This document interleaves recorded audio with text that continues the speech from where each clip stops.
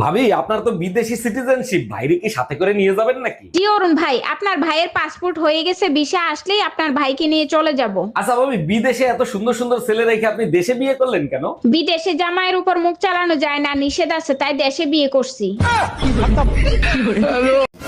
করবো না আমি তোমার সংসার, থাকো তুমি তোমার মেয়েকে নিয়ে, আমি চললাম বাপের বাড়ি। বাবা, মা চলে যাচ্ছে, মাকে আটকাও। কেন, তুই বলছিলি না বাবার বিয়ে খাবি? তোকে বাবার বিয়ে খাওয়াবো। কি মজা কি মজা, বাবার বিয়ে খাবো, বিয়ে খাবো।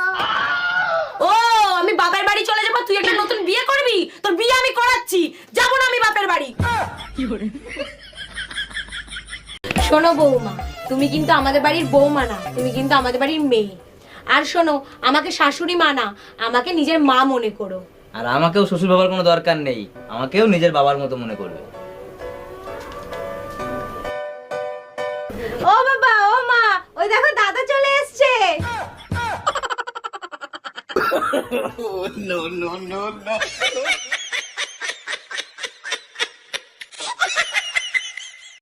নেক্সট কে আছেন?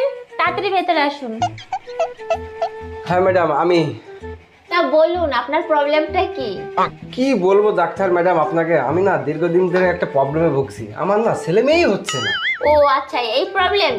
আপনি কি একা এসেছেন? হ্যাঁ ম্যাডাম, আমি তো একাই এসেছি। একা আসলে তো হবে না, নেক্সট দিন আপনি আপনার স্ত্রীকে নিয়ে আসবেন, দুজনকে চেক আপ করে দেখবো কি প্রবলেম হয়েছে, তারপর ওষুধ দিয়ে দেবো, ঠিক আছে? ও আচ্ছা তাই? কিন্তু ম্যাডাম এতে একটা সমস্যা আছে, বুঝলেন তো? কি সমস্যা?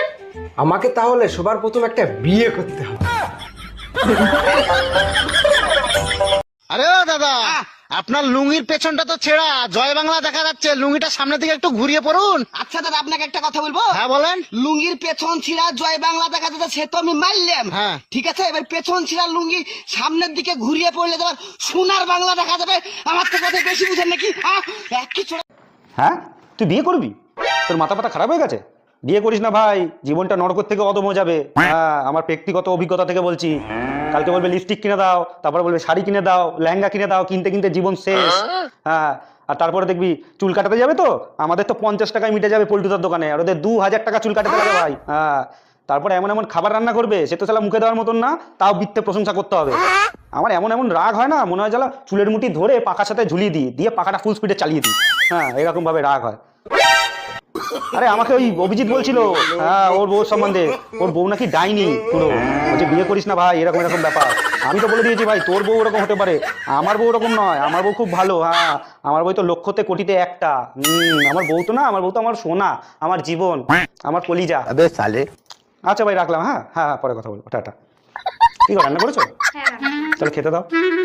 আচ্ছা অরুণ ভাই, মায়ের পায়ের নিচে যদি জান্নাত হয়, তাহলে বাপের পায়ের নিচে কি হয়? বাপের পায়ের নিচে জুতা থাকে, নিয়মিত পিঠে পড়লে সন্তানরা মানুষ হয়। একদম ঠিক বলছেন। এবার বলেন, মায়ের চোখের পানি আর বউয়ের চোখের পানির মধ্যে পার্থক্য কি? মায়ের চোখের পানি পড়লে কলিজা ফাইটটা যায়, বউয়ের চোখের পানি পড়লে পকেট ফাঁকা হয়।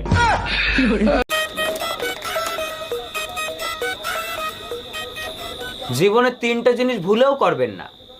এক হচ্ছে বাবা মার পছন্দের বিয়ে, আর 2 নিজের পছন্দের বিয়ে, আর 3 বিয়ে। তা তুমি করলে কেন? ভুল করে।